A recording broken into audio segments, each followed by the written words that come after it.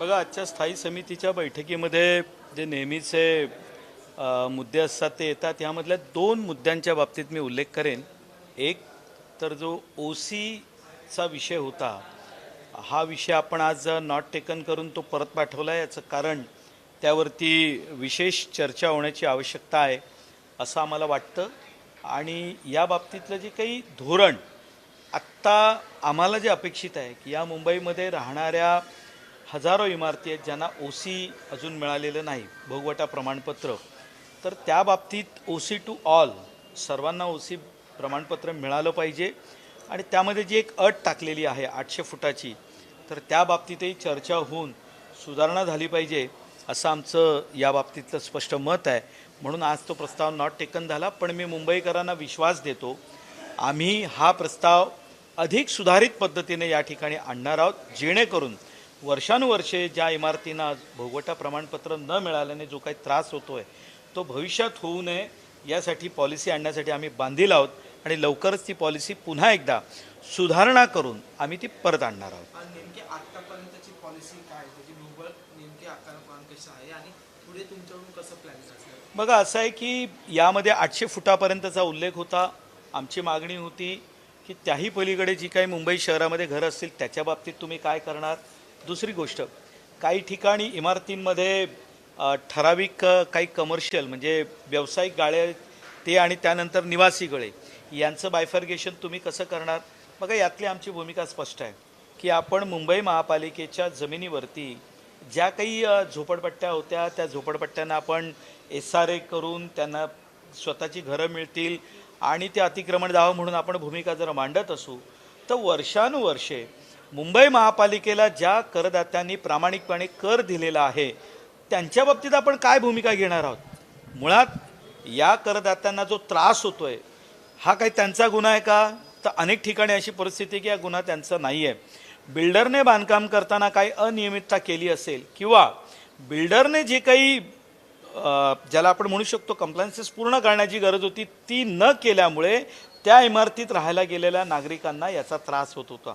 आपल्याला त्यातून बाहेर पडायचं आहे आणि त्यामुळे आमची मागणी आहे की वर्षानुवर्ष जे प्रामाणिक करदाते मुंबई महापालिकेला कर देत आहेत त्यांना न्याय देण्याची आता वेळ आली असून आम्ही महायुती म्हणून याला बांधील आहोत आणि आम्ही यात सुधारणा करून हा प्रस्ताव पुन्हा एकदा आणणार आहोत.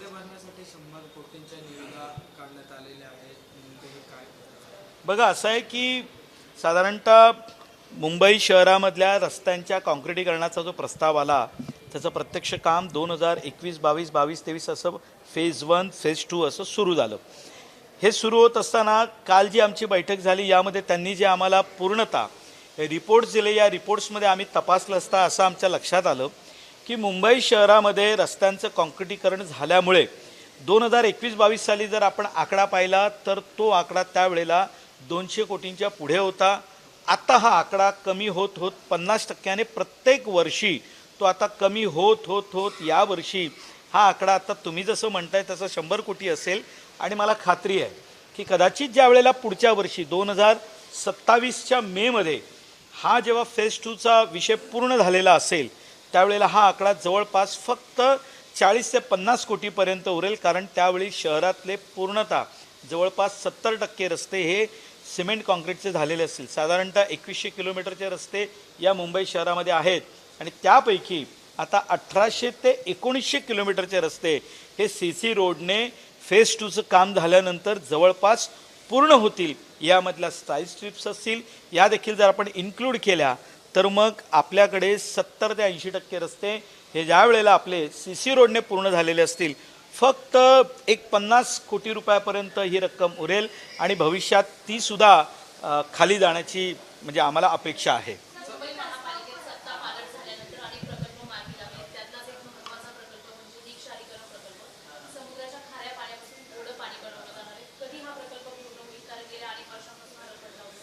बघा, असं आहे की हा प्रकल्प यामध्ये समुद्राचं पाणी गोडं करण्याचा विषय जिथे आहे आणि पिण्यायोग्य बनवण्याचा विषय आहे त्यासाठी आपल्याला खूप परवानगी मिळवण्याची आवश्यकता आहे.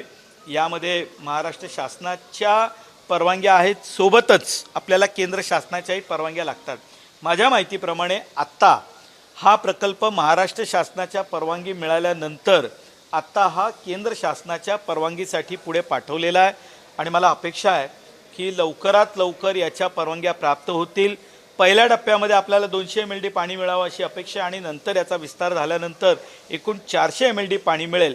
मनोरीला हा प्रकल्प सुरू होणार आहे.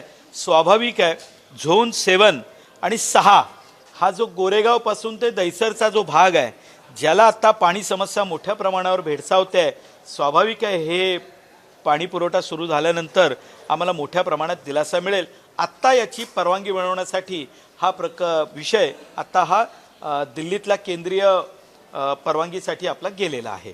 सर शेवटचा प्रश्न आहे. काल मेट्रो लाईन 9चा शुभारंभ मुख्यमंत्र्यांचा असे झाला, पण त्यावेळी चर्चा झाली की लोकप्रतिनिधी जे स्थानिक आहेत त्यांना अडवण्यात आलं. तुमचाही एक व्हिडिओ जो आहे तो समाज माध्यमांवर व्हायरल झालेला आहे. नेमकं प्रकरण काय झालंय, काय घटनाक्रम होता? बघा असं आहे की काल माननीय मुख्यमंत्र्यांच्या हस्ते मेट्रो लाईनची सुरुवात झाली आणि मुंबईकरांच्या सेवेमध्ये माननीय मुख्यमंत्री श्री देवेंद्र फडणवीसजी यांचं जे काही स्वप्न आहे 1 तासात शहरामध्ये कुठल्याही भागातून दुसरीकडे जायचं तर त्यालाच बळ देणारा हा एक भाग होता आणि त्याची काल आपण दहिसर येथे सुरुवात केली. आणि या ठिकाणी ज्याला आपण वाद नाही म्हणू शकणार, एक कार्यपद्धतीचा भाग आहे की माननीय मुख्यमंत्री येत असताना त्या ठिकाणी सुरक्षा व्यवस्थेचे काही मानक असतात. सुरक्षा व्यवस्था जपली पाहिजे. ही जपत असताना त्या ठिकाणी जे पोलीस अधिकारी असतात त्यांनी आपली भाषा नीट वापरली पाहिजे. स्थानिक जनप्रतिनिधींना त्यांना समजून सांगता आलं पाहिजे. ज्या वेळेला महापौर, मी सभागृह नेता म्हणून त्या ठिकाणी गेलो किंवा तिथे स्थानिक नगरसेवक असतील, हे त्या ठिकाणी जेव्हा जातात तेव्हा स्वाभाविक आहे स्थानिक नगरसेवक म्हणून त्यांचा त्या ठिकाणी सन्मान होणं आवश्यक आहे. महापौर ज्या वेळेला सोबत असतात त्यावेळेला त्यांचे स्वीय सहाय्यक देखील बरोबर असतात. मुंबई शहरामध्ये कुठेही काहीही घटना, चांगली असो वाईट असो, काही घटना घडल्यानंतर जर पहिला जर कोणाला कॉल जात असेल तर तो आपल्या मुंबईच्या महापौरांना जातो आणि त्यावेळेला त्यांचा स्वीय सहाय्यक बरोबर असण्याची आवश्यकता असते. काल हीच बाब मी त्या अधिकाऱ्यांना समजून सांगत होतो. स्वाभाविक आहे ज्या वेळेला स्थानिक लोकप्रतिनिधींना सन्मानपूर्वक अधिकारी कोणी बोलत नसेल तर मी शेवटी आंदोलनातनं आलेला कार्यकर्ता आहे, त्यामुळे मी बाजू त्या ठिकाणी नेटाने लावून धरली आणि अधिकाऱ्यांचं जे चुकतं आहे ते त्यांना समजून सांगण्याचा मी काल प्रयत्न केला. बस एवढाच काल विषय झाला. बाकी याच्यापेक्षा अधिक काही सांगण्याची आवश्यकता नाही. स्थायी समितीच्या बैठकीमध्ये शिक्षण विभागातल्या साहित्याच्या खरेदीच्या बाबत मोठा गोंधळ पाहायला मिळाला. विरोधकांनी आक्षेप देखील घेतला. काय थोडंच त्याविषयी? नाही, हा गोंधळ असा नाही आहे. बघा असं आहे की आपण जे काही बदल करतोय या बदलामध्ये आत्ता ही मागणी समोर जोर धरू लागली आणि मला खूप समाधान आहे की विरोधकसुद्धा आता जेम पोर्टलचा आग्रह धरू लागलेले आहेत. मुळात जेम पोर्टलची कल्पना आमचे माननीय मुंबईचे अध्यक्ष अमित साटमजी यांनी सुरुवातीला मांडली. स्वाभाविक आहे आमचा भर हा भ्रष्टाचारमुक्त प्रशासन करण्यावरती आहे. ज्या वस्तू जेम पोर्टलवरती येत असतील तिथे थेट विक्रेता हा तुम्हाला उपलब्ध असतो. स्वाभाविक आहे त्याचे दर आणि याच्यामध्ये अनेक तफावत होते आणि तुमचे पैसे वाचतील. परंतु यामध्ये काही प्रस्ताव जे पूर्वीच्या भागाने आलेले असतील त्यांचा विषय वेगळा आणि आताची खरेदी ही जेम पोर्टलवरनं करावी असा आग्रह होता आणि त्यावरती चर्चा झाली. यापेक्षा अधिक काही नाही. एबीपी माझा, उघडा डोळे बघा नीट.